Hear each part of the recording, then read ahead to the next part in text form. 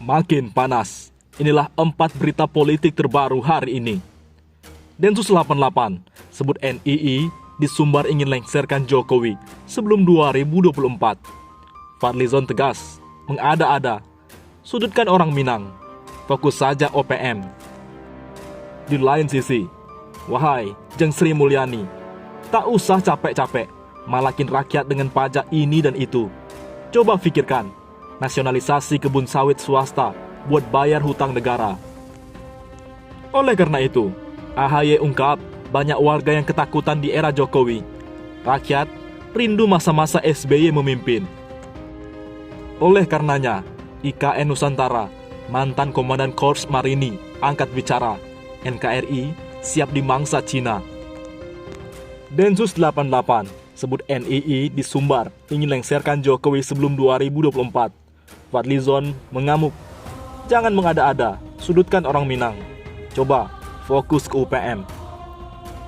Anggota DPR dari fraksi Gerindra Fadlizon merespon Densus 88 anti teror Polri yang menyebut kelompok Negara Islam Indonesia atau NII wilayah Sumatera Barat Sumbar berencana melengserkan pemerintahan Presiden Joko Widodo sebelum pemilu 2024.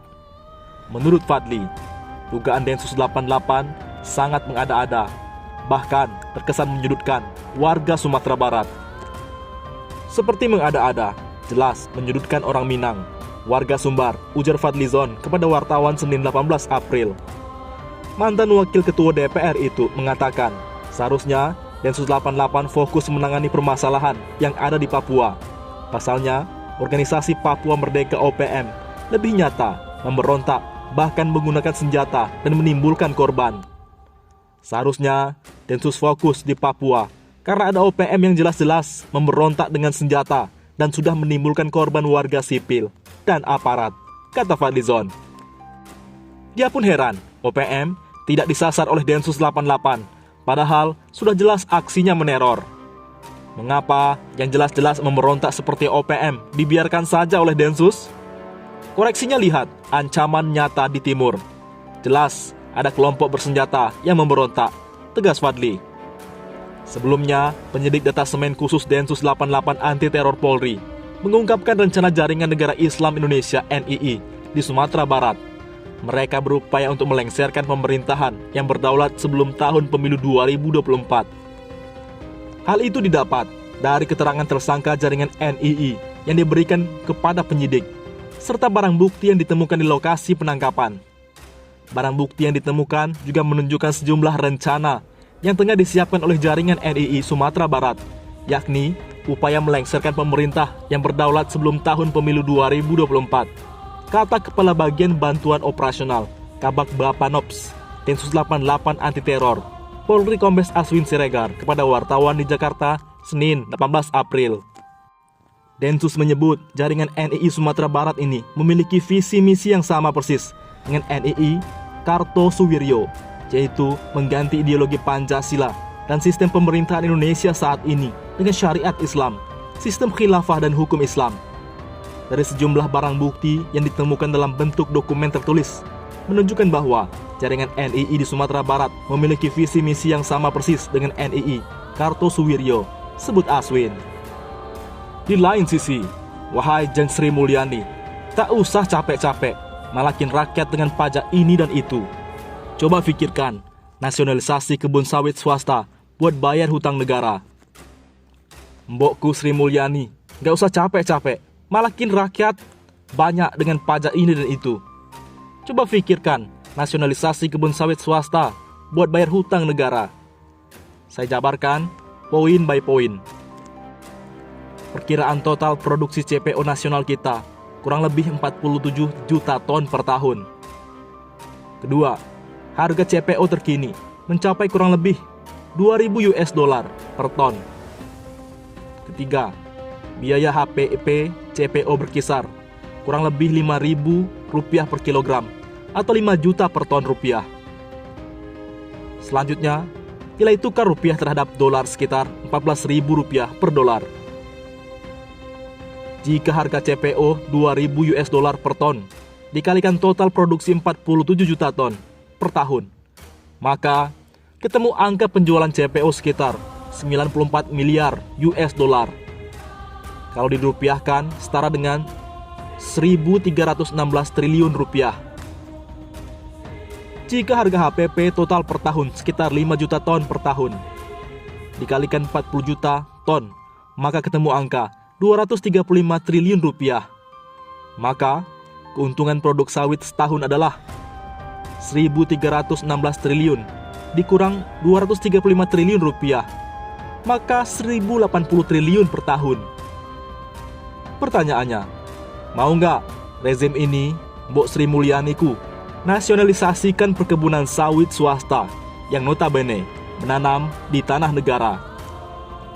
Hanya dengan perkebunan sawit dikuasai negara dan dikelola secara profesional, maka dalam jangka 7 tahun atau kurang, maka utang nasional kita 7.000 triliun rupiah itu jadi lunas.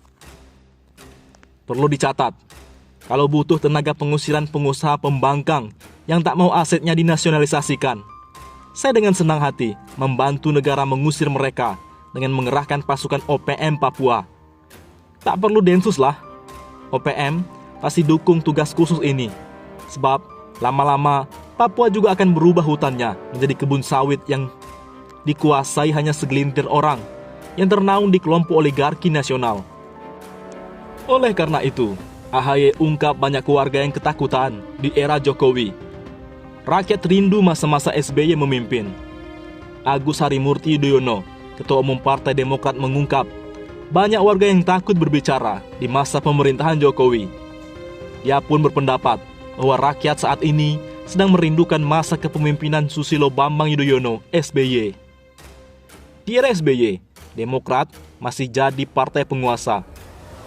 Rakyat merindukan masa-masa dulu ketika SBY memimpin dan Partai Demokrat menjadi the truly party, kata AHY di Hotel Sultan, Jakarta Pusat, Minggu 17 April.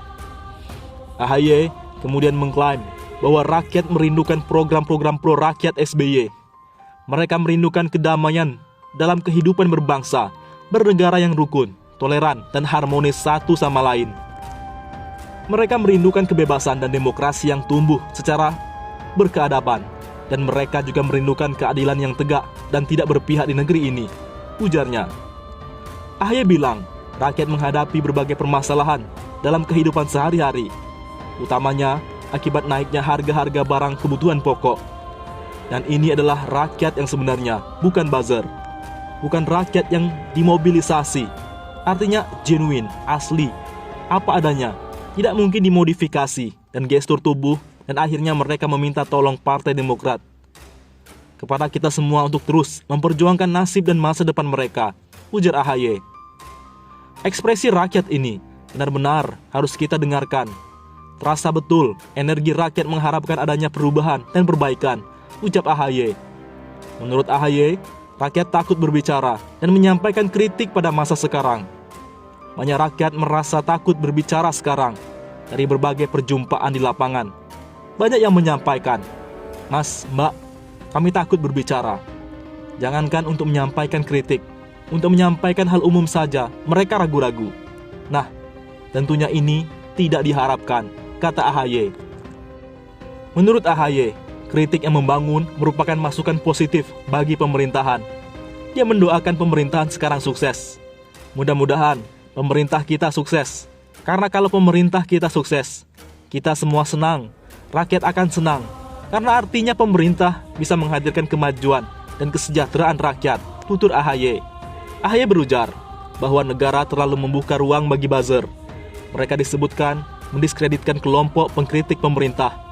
Jadi, yang sering membuat rakyat marah adalah ketika negara seolah memberi ruang luas kepada buzzer politik untuk bebas beroperasi. Tujuannya untuk membungkam suara kritik rakyat, pungkas AHY.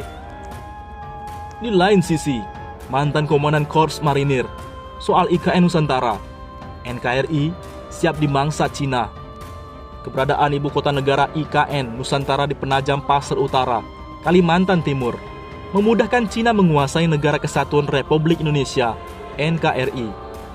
Saya melihat ancaman dari utara, ancaman dari Cina, ancaman dari komunis, yang sampai sekarang masih menjiwai kami dari ABRI, untuk bertahan supaya republik ini tidak jatuh ke dalam genggaman komunis.